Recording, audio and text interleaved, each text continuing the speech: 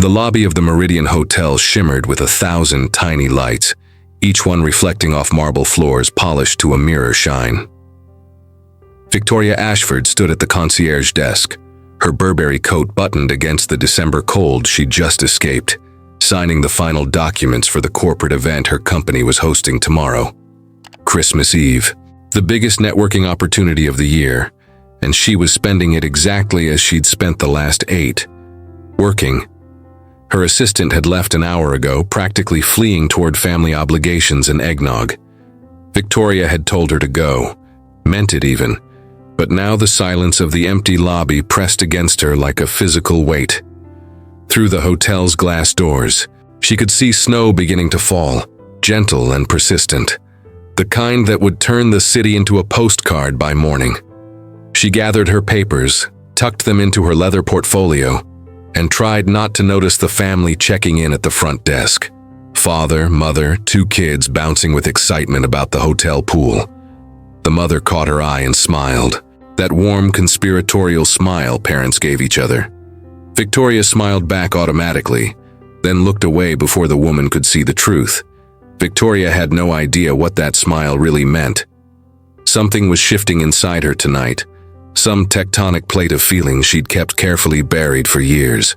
She was 41 years old, had built an empire from nothing, employed 300 people, and couldn't remember the last time someone had looked at her like she mattered beyond what she could provide. The thought should have felt empowering. Instead, it just felt cold. Across town, in a neighborhood where the Christmas lights were more enthusiasm than expense, Jack Morrison was losing a negotiation with his 6-year-old daughter. But Dad, Santa needs cookies, it's tradition. Lily stood in their small kitchen, hands on her hips, wearing reindeer pajamas that were already getting too short in the legs. She'd need new ones soon. Add it to the list. We have cookies, sweetheart, the ones Mrs. Chen brought over. Jack gestured to the plastic container on the counter, full of slightly lopsided sugar cookies their neighbor had made with Lily yesterday. Those are for us. Santa needs special cookies, the kind we make together. Lily's lower lip trembled, and Jack felt his resolve crumbling like the cookies in question would probably turn out. He'd worked a double shift at the construction site, trying to bank enough hours to cover the slow period after New Year's. His back ached, his hands were raw despite the gloves, and he had exactly 90 minutes before he needed to assemble the second-hand bicycle currently hidden in the building's basement.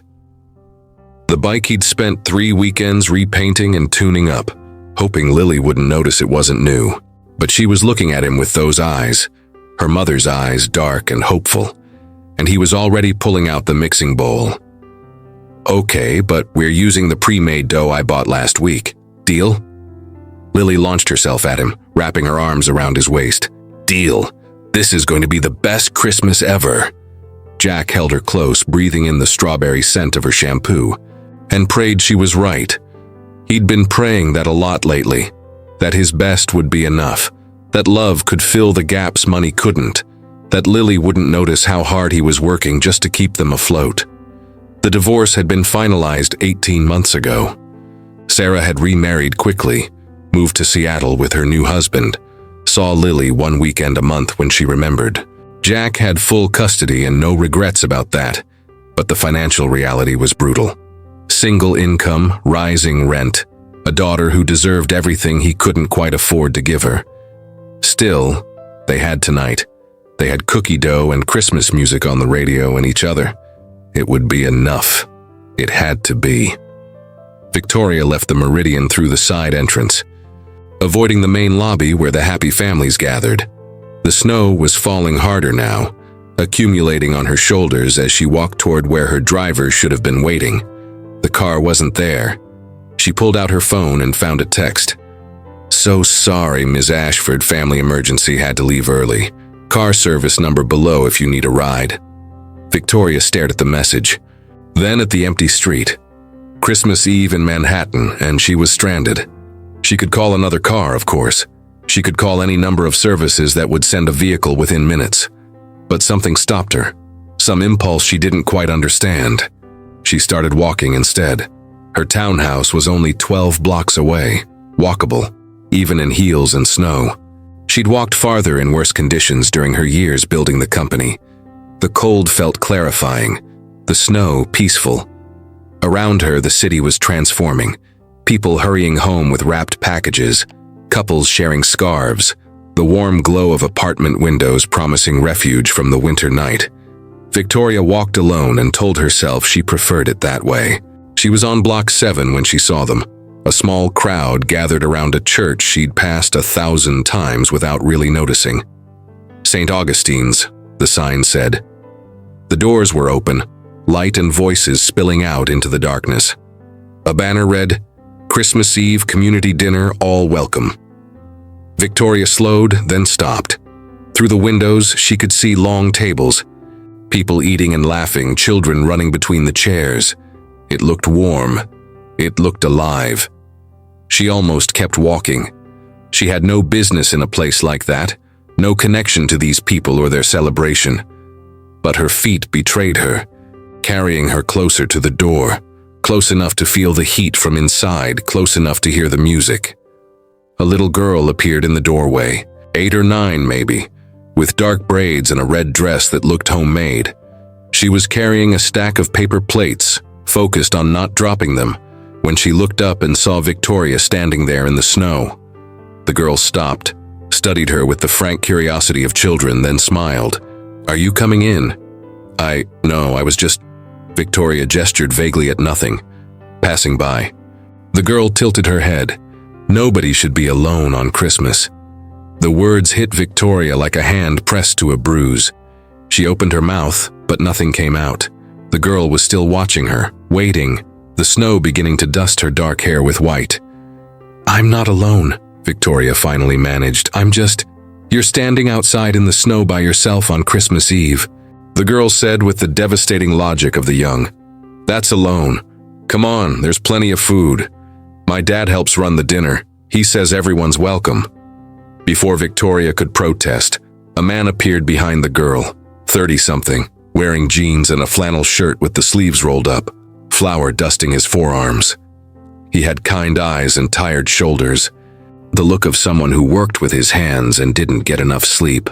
"Lily, you're supposed to be helping with plates, not recruiting people." He stopped when he saw Victoria, took in her expensive coat and heels, the way she clearly didn't belong. "Sorry, my daughter's very enthusiastic about inclusion. I was just telling her nobody should be alone on Christmas," Lily said, completely unrepentant. "It's true, Dad, you say it all the time." The man, her father, smiled, and something about it softened the hard edges of his face. "I do say that. I'm Jack Morrison. This is Lily. And she's right. You're welcome to come in. We've got more lasagna than any reasonable group of people should consume." Victoria looked at them, father and daughter, both watching her with open kindness. She should decline. She should walk the remaining 5 blocks to her empty townhouse, change into comfortable clothes, and review tomorrow's event agenda. That was the sensible thing to do. "I'm Victoria," she heard herself say instead. "And yes, thank you, I'd like to come in." Lily's smile could have powered the city. She grabbed Victoria's hand with complete confidence, pulling her through the door into warmth and noise and the smell of garlic bread. Jack caught Victoria's eye over his daughter's head and mouthed, "Sorry." But he was smiling, and Victoria found herself smiling back, and for the first time in longer than she could remember, she wasn't entirely sure what happened next. The church basement was chaos in the best way. 50 people, maybe more, crowded around tables covered in red paper tablecloths. Some were families, some were elderly folks who lived alone. Some were clearly struggling, but here anyway, drawn by food and fellowship. Volunteers moved between the tables with serving dishes and pitchers of water. Everyone talking and laughing like this was someone's very large, very loud family dinner.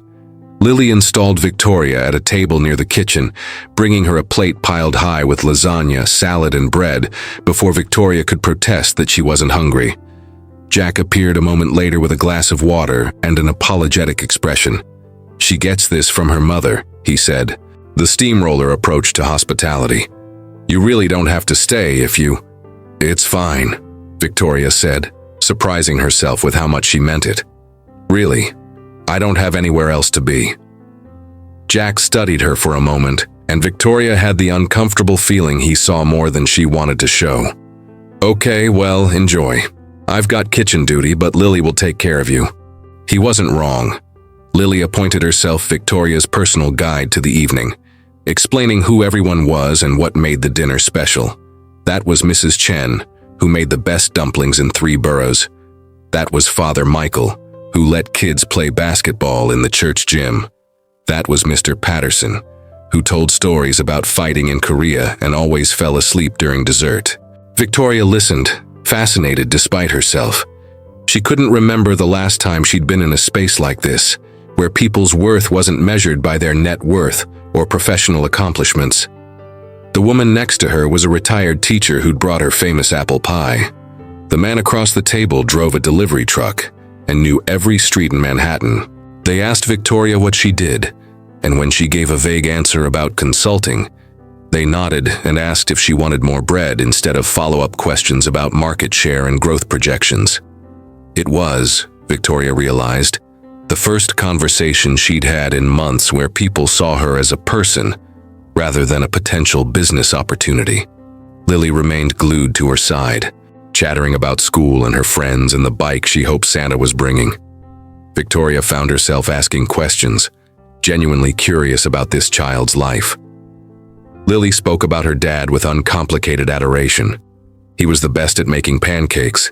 He always knew when she needed a hug. He worked really hard so they could have a nice Christmas. "Do you have kids?"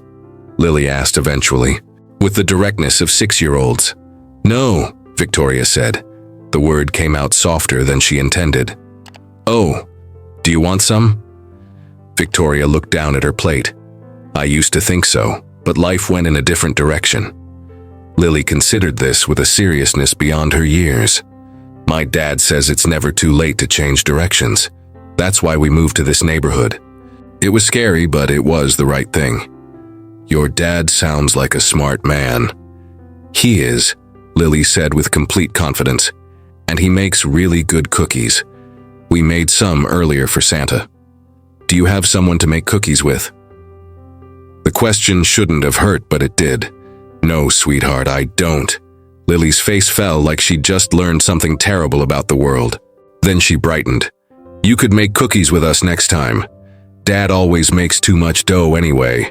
He says it's because the recipe is from when there were more people in our family, but he keeps using it because it was his mom's." Victoria felt something crack open in her chest. "That's very sweet of you to offer." "I'm serious. Dad." Lily turned and shouted across the room with zero regard for indoor voices. "Can Victoria make cookies with us sometime?" Jack appeared from the kitchen looking mildly alarmed. Several heads had turned at Lily's shout. Victoria felt heat creep up her neck. "Lily, you can't just—" Jack started, then saw Victoria's expression. "Sorry. Again. She has no concept of boundaries when she decides someone needs to be adopted into our life." "It's okay," Victoria said, and meant it. "She's wonderful." "She's something," Jack said, but his voice was full of love. "Lily, why don't you go help Mrs. Chen clear some plates?" Lily went reluctantly, looking back at Victoria like she might disappear if left unsupervised. Jack slid into the seat she'd vacated. "I really am sorry," he said. "She latches onto people sometimes. Her therapist says it's because her mom isn't around much and she's looking for—" He stopped, shook his head. "Sorry. That's way too much information for someone I just met." "It's fine," Victoria said. "She's a special kid." "Yeah, she is." Jack's expression softened, watching his daughter across the room. "So, what brings you to St. Augustine's on Christmas Eve? You don't strike me as the usual demographic." Victoria bristled slightly. "What demographic is that?" "People who need community.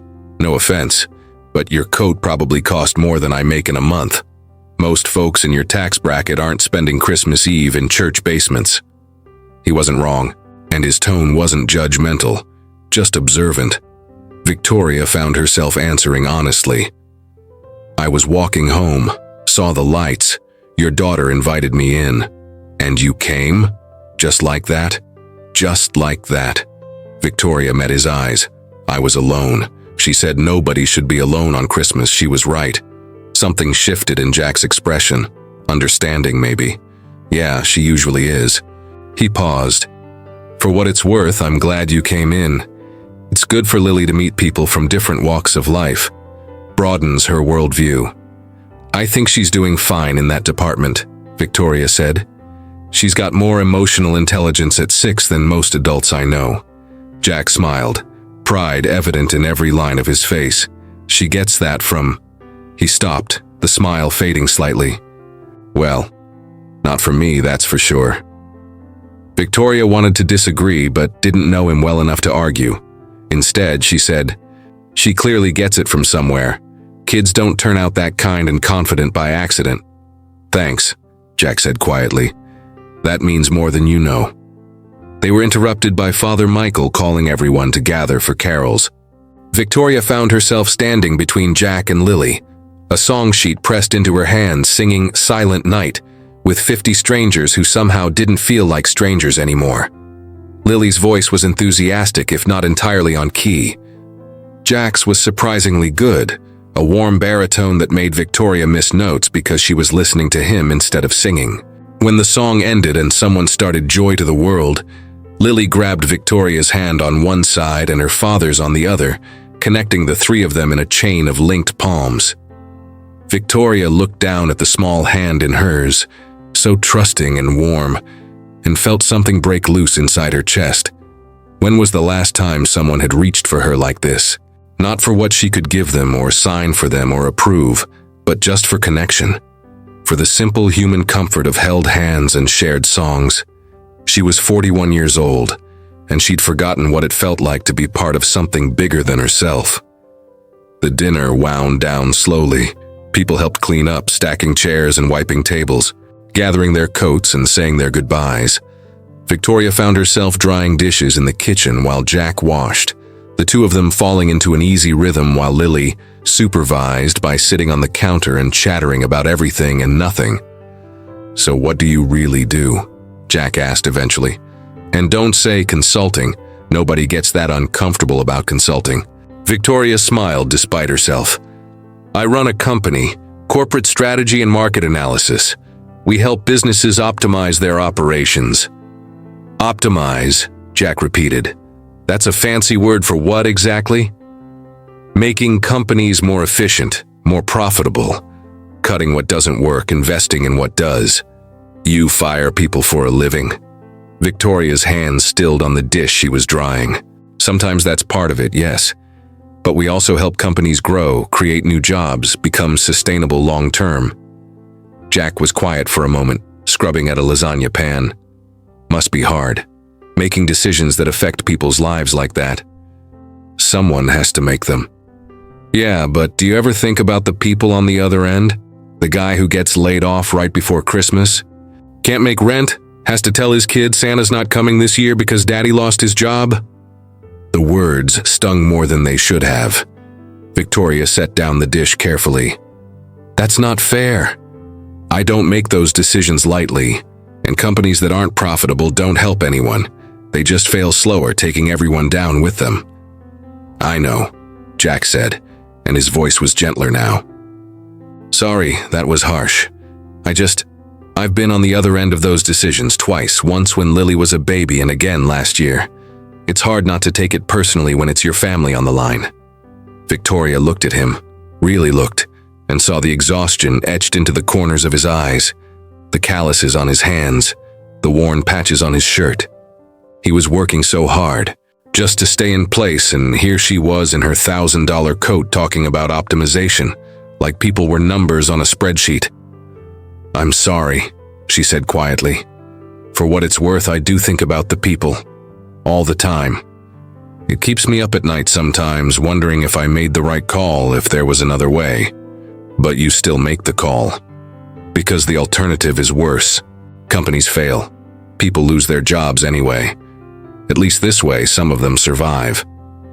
Jack studied her, and Victoria had the uncomfortable feeling he was seeing straight through to the lonely woman who walked through snow instead of calling a car, who stopped at a church basement because a child said she looked alone. Must be lonely. he said finally. Making those kinds of decisions. Carrying that weight by yourself. It is, Victoria admitted, but that's the job. No, Jack said. That's your choice. The job is whatever you make it.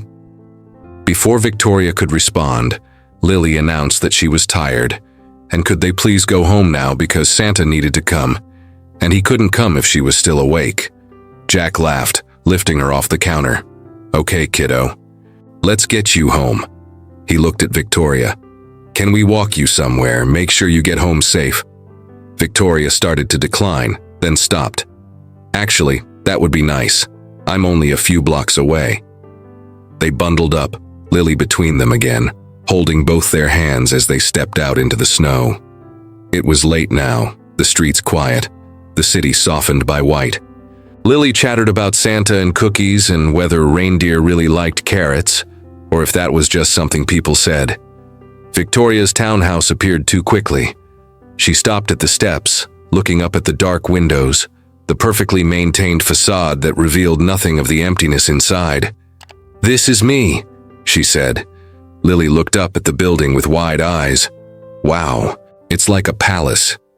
It's just a house, Victoria said, but the word felt hollow. Thank you for coming tonight, Jack said. I think Lily would adopt you permanently if you let her. I'd be honored, Victoria said, and was surprised to find she meant it. She looked down at Lily. Merry Christmas, sweetheart. Merry Christmas! Lily launched herself at Victoria's legs, hugging her fiercely. Remember, you can make cookies with us anytime. Dad makes them every Saturday. Victoria's throat tightened. I'll remember. She watched them walk away, Jack's hand gentle on his daughter's shoulder, Lily skipping through the snow. They looked like a Christmas card, like everything Victoria had spent her life working too hard to have time for. She climbed her steps, unlocked her door, and stepped into the silence of her carefully curated life. The house was exactly as she'd left it, perfect, expensive, and completely empty. Victoria stood in her foyer, still in her coat, and let herself acknowledge what she'd been avoiding all night.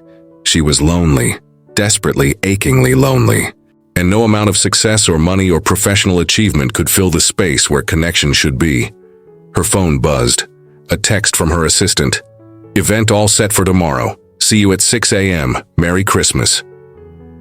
Victoria looked at the message, then at her empty living room, then back at her phone. She'd spent 8 years building her company, sacrificing everything else on the altar of success. 8 Christmases working instead of living. 8 years telling herself it was worth it, that she was doing something important, that relationships and family could wait. But wait for what? For some mythical future when she'd have time. That future never came. There was always another deal, another client, another opportunity that required everything she had. She thought about Lily's words, nobody should be alone on Christmas. She thought about Jack's hands, rough with work but gentle with his daughter. She thought about how it felt to stand in a church basement full of strangers and feel less alone than she did in her own home. Victoria took off her coat, hung it carefully in the closet, and walked upstairs to her bedroom. Tomorrow she had an event, hundreds of people depending on her, a reputation to maintain. But tonight, for the first time in years, she let herself cry for everything she'd given up in the name of success. And she let herself wonder if it was too late to choose differently. Christmas morning came bright and sharp, sun glinting off fresh snow. Jack woke to Lily jumping on his bed, shrieking that Santa had come, that there were presents under their small tree, that this was the best day ever. He stumbled downstairs to find Lily already examining her gifts with the systematic approach of a detective. The bike was a hit. She didn't notice or didn't care that it was secondhand. Jack had done good work refurbishing it, and it looked almost new in the living room light. But as Lily played with her presents, Jack found his thoughts drifting to the woman from last night. Victoria, with her expensive coat and sad eyes. The way she'd looked at Lily like she was something precious. The raw honesty in her voice when she admitted the job kept her up at night. He shouldn't be thinking about her. They lived in different worlds. She probably had a penthouse somewhere, maybe a boyfriend or husband who was just out of town for the holidays. Women like that didn't end up alone unless they chose it. But he remembered the way her hand had trembled slightly when Lily grabbed it during carols. The genuine smile when she'd said Lily was wonderful. The loneliness he recognized because he saw it in his own mirror on the hard days. "Dad?" Lily was looking at him, head tilted. "Are you okay?" "Yeah, sweetheart. Just thinking." "About Victoria?" Jack blinked. "What makes you say that?" "Because you're smiling, but you look sad. That's how you looked when Mom left. You smiled so I wouldn't be scared, but your eyes were sad." Sometimes Lily's perceptiveness was terrifying. "I'm not sad, I'm happy. Look at you with your new bike." "I love it," Lily said, "but I still think Victoria was lonely. We should invite her over, for cookies or dinner or something." "Lily, we don't even know her."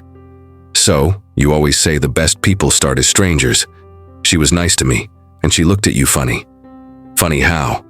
Lily scrunched up her face, thinking, like how Mrs. Chen looks at Mr. Chen when he brings her tea, happy and scared at the same time.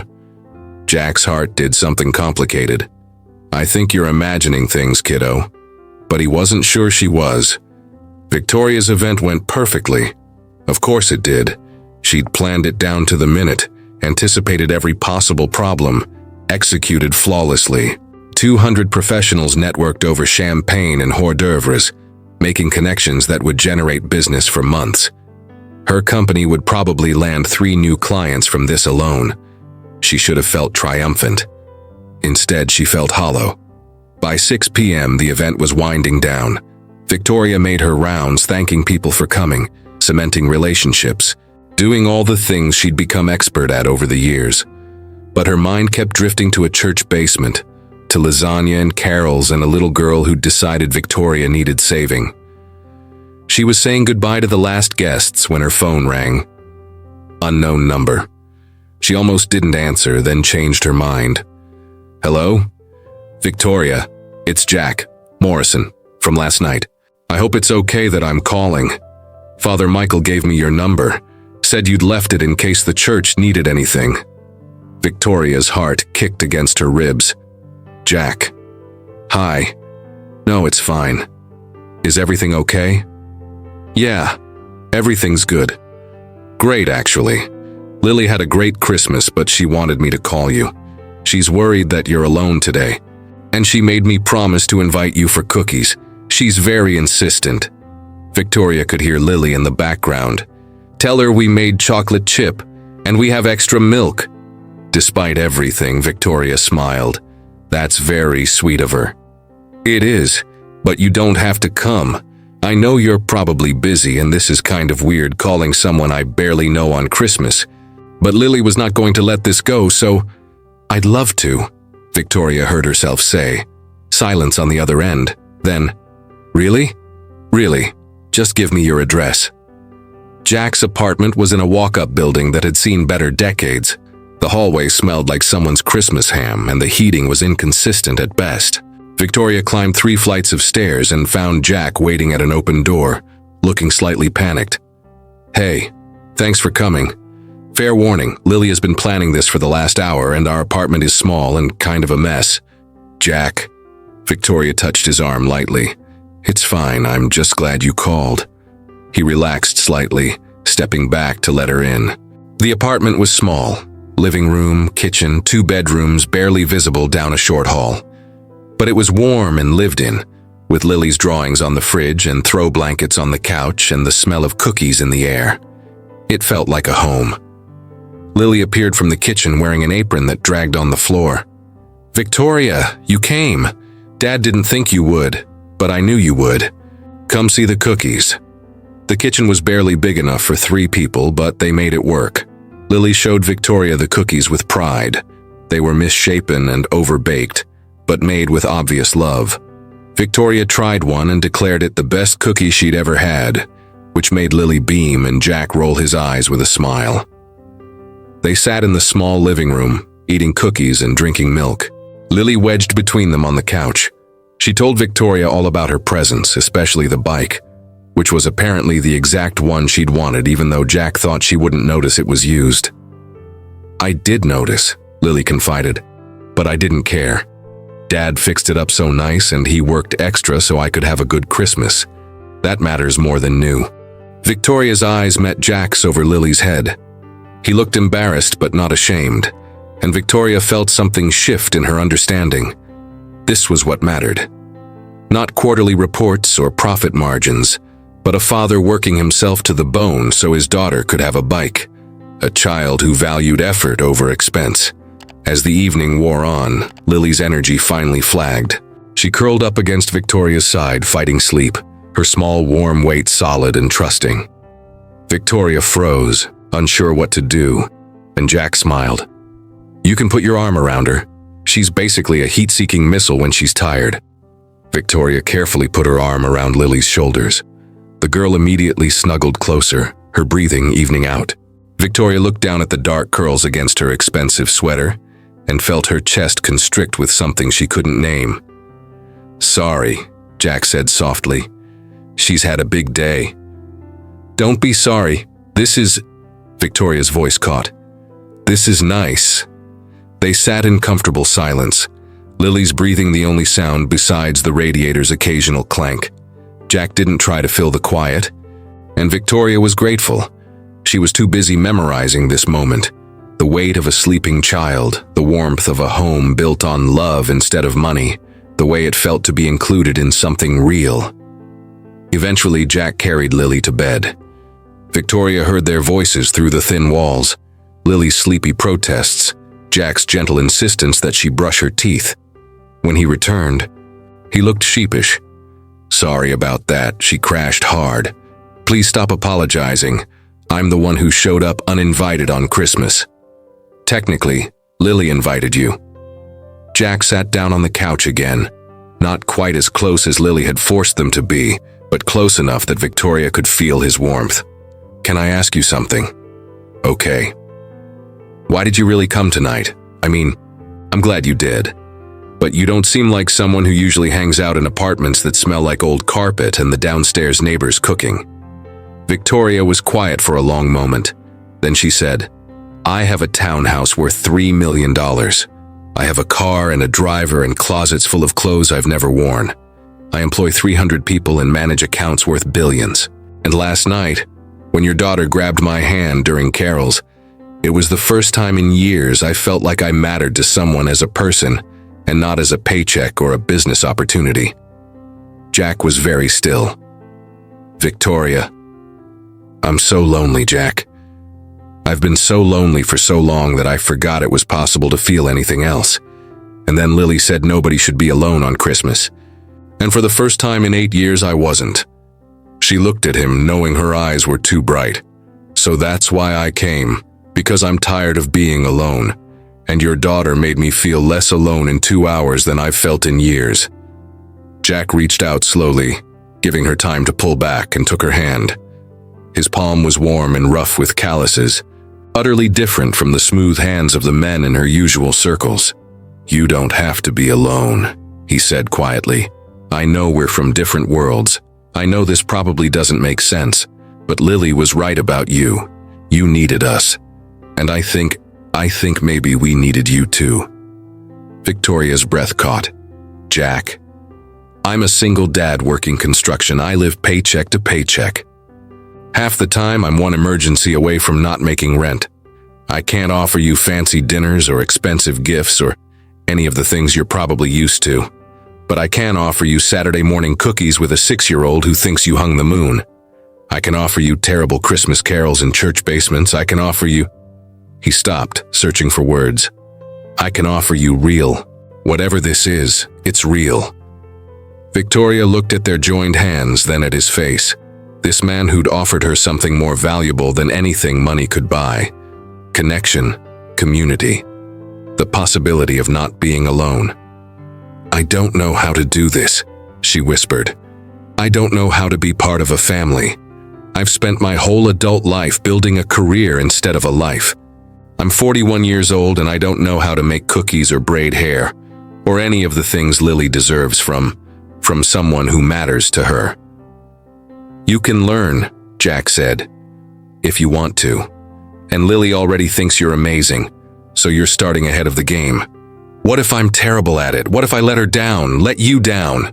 Then we'll figure it out together. That's how this works." Jack squeezed her hand. "Look, I'm not asking you for forever. I'm not asking you to change your whole life. I'm just asking if you want to come back next Saturday. Make cookies with us. See where this goes." Victoria thought about her empty townhouse, her perfect, sterile, lonely life, the years stretching ahead of her, full of success and accomplishment, and absolutely nothing that mattered. Then she thought about Lily's laugh, Jack's kind eyes, the way it felt to be part of something bigger than quarterly profits and market share. "Yes," she said. "I want to come back Saturday, and the Saturday after that, and the Saturday after that if you'll have me." Jack's smile was like sunrise. "We'll have you." He leaned forward slowly, and Victoria met him halfway. The kiss was gentle, tentative, full of possibility and fear and hope all tangled together. When they pulled back, Victoria was crying, and Jack carefully wiped her tears with his thumb. "Hey," he said softly. "It's okay, this is scary. Change is always scary." "I'm not scared," Victoria said. I'm happy." I'd forgotten what that felt like. They sat together on the couch as the city quieted outside, planning Saturday morning and the Saturdays after that. Victoria told him about her company, her fears, the weight of responsibility she carried. Jack told her about Lily's mother, the divorce, his dreams of giving his daughter more than he could currently afford. They were from different worlds, but sitting there in the lamplight, those worlds didn't seem so far apart. Around midnight, Victoria reluctantly said she should go. Jack walked her down to the street, where snow was falling again, gentle and persistent.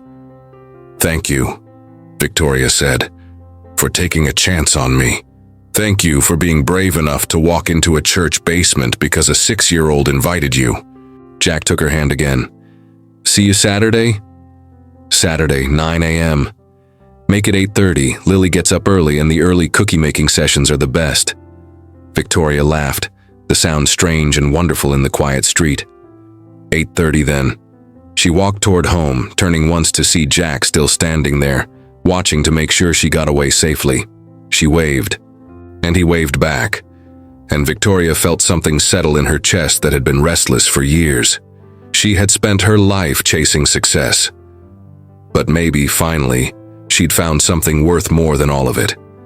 A little girl who thought everyone deserved cookies, a father who led with kindness, and the possibility of building a family from choice instead of obligation. The snow fell on Victoria's shoulders as she walked, and for the first time in 8 years, she was spending Christmas Day thinking about something other than work. She was thinking about home, and about how sometimes the best gifts came from the most unexpected places, wrapped not in expensive paper, but in a child's simple wisdom. Nobody should be alone on Christmas, not anymore.